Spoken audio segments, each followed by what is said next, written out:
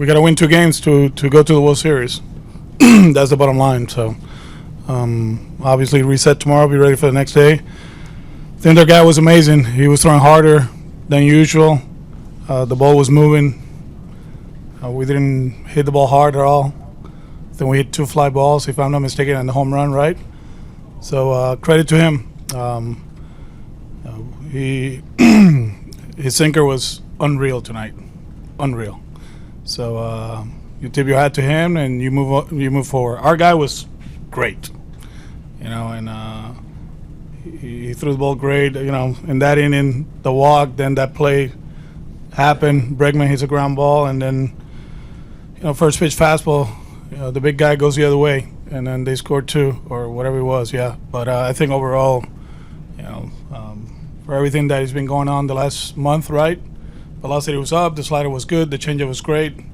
He stepped up. Just we didn't get enough outs, as a group, and we, they scored 9. So, but very proud of him. He threw the ball well. 4th row on your right, Michael.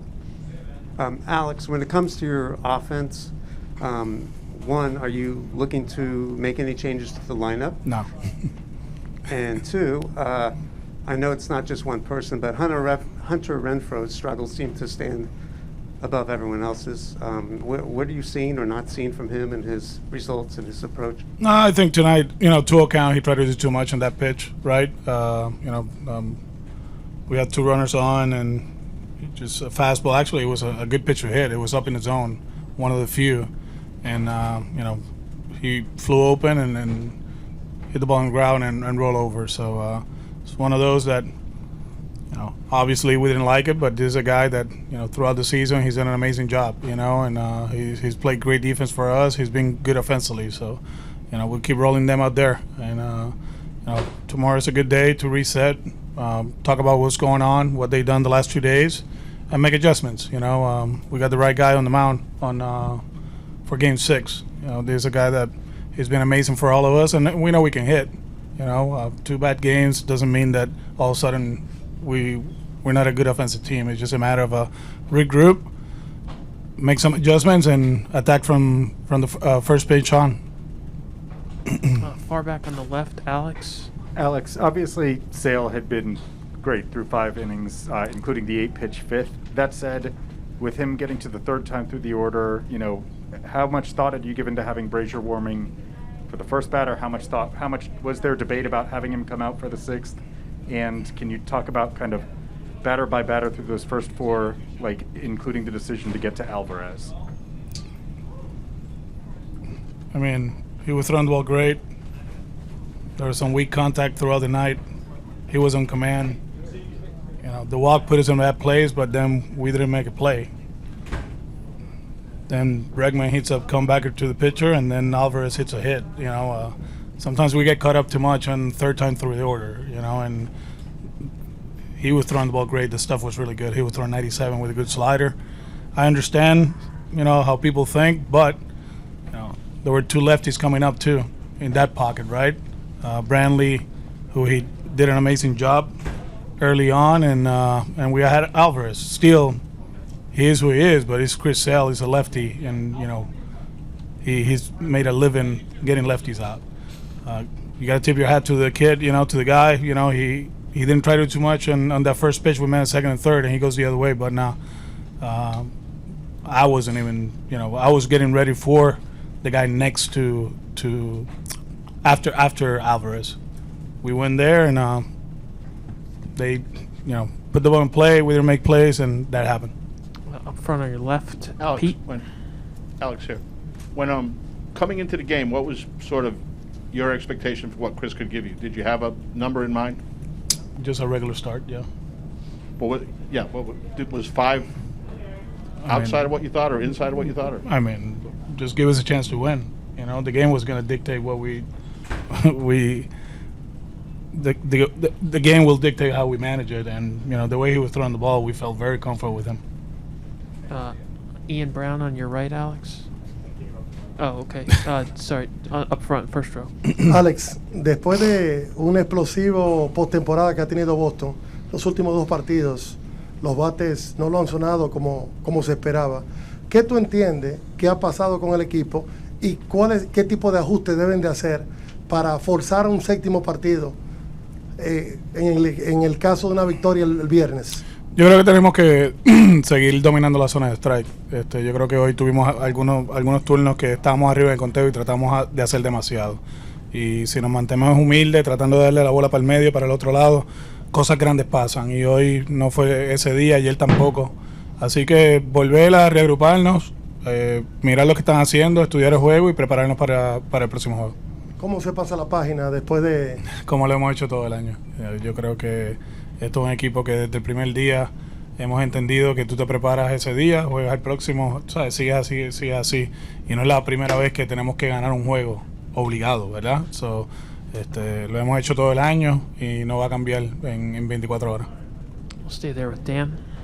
Alex, you guys have overcome a lot, COVID, everything else. Just your thoughts on, trying to overcome this 3 games to 2 deficit with 2 games coming up on the road. I mean, you take it one day at a time, of course, cliche-wise. We got to win the next game. And it's not the first time we've been in this situation that it's a must-win. We did it in 162. We did it in a wild card game. It's instead of see that there's two games, let's take care of game 1. And we've done it before. You take care of that one, and then you move forward to the next one. So we'll be ready for the next one. We'll be ready. We'll make adjustments, and we'll play better. 4 rows back on your left, Dave.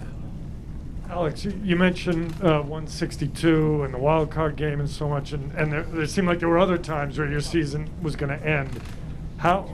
What is it about this group that was able to stay alive, and how do you apply that coming up? We learned a lot early in the season, right? The first 3 games of the season, that it wasn't going to be easy. You just prepare and and play the game, and then after that, you prepare again for the next day, and you keep moving forward. Obviously, here is a lot different because if we don't win the next game, the season is over. But like you said, we've been in this situation before, so nothing is going to change. In the next 24 hours, we'll take a look at a few things.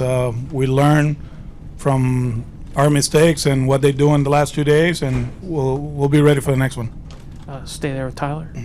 Alex, what do you see, if anything, to address over the last, that you saw in the last 2 days? I mean, good pitching, you can't do much about it, right? They made some adjustments. They talk about it too, right? So, there's a few things they're doing that they didn't do in the first 3 games, and we just got to be ready, and we'll. One of the things that we do, we learn a lot from what happened in the past, right? And this is a series that teams make adjustments. We have to make adjustments against them too, pitching-wise. But I think offensively, there's a few things that they've done the last probably 2.5 games that we got beat in certain situations, and we got to be ready for that. Matt in the left center aisle. Building off a little bit of what's been asked before, are there specific things that you do when you're trying to shake a team out of a bit of a slump? Are there any things that you do just to change the mindset? Well, I don't see it as a slump. It's 2 games. Obviously, it's a series, but we've been really good offensively the whole month. Tonight, that kid was amazing. He was really good. But we'll keep working. We keep talking.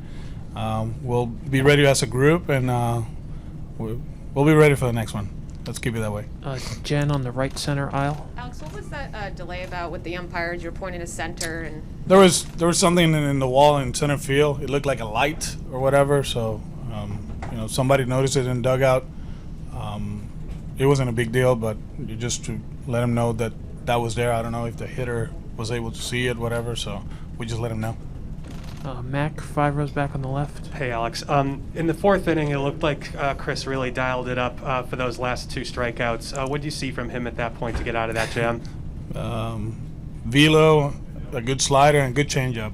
I think mechanic-wise, this was his best for like a month and a half. And I think velocity was good, location was good. Fastball inside to righties was really good. So that's what we saw today. Try to do 3 more. Gabe, if we can go the other way.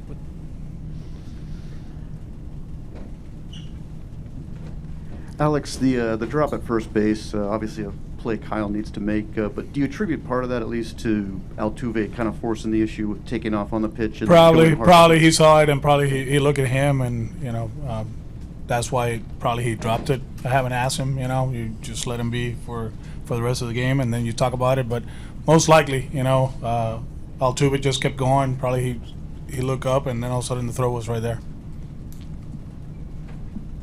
Alex, how impressed were you with the approach from Alvarez tonight against Chris?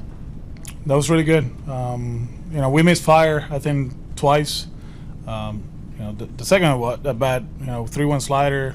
He swung a miss, I think it was, or took it, whatever, and then he got a fastball and he goes the other way. So whatever his plan was or, the approach was really good. It was really good. Just stay on pitches against, tall, lanky, you've got elbows, knees, and everything, and different angle, and for him to hang in there, that was really good. We'll finish up with Sean in the second row. We'll get you the mic, Sean.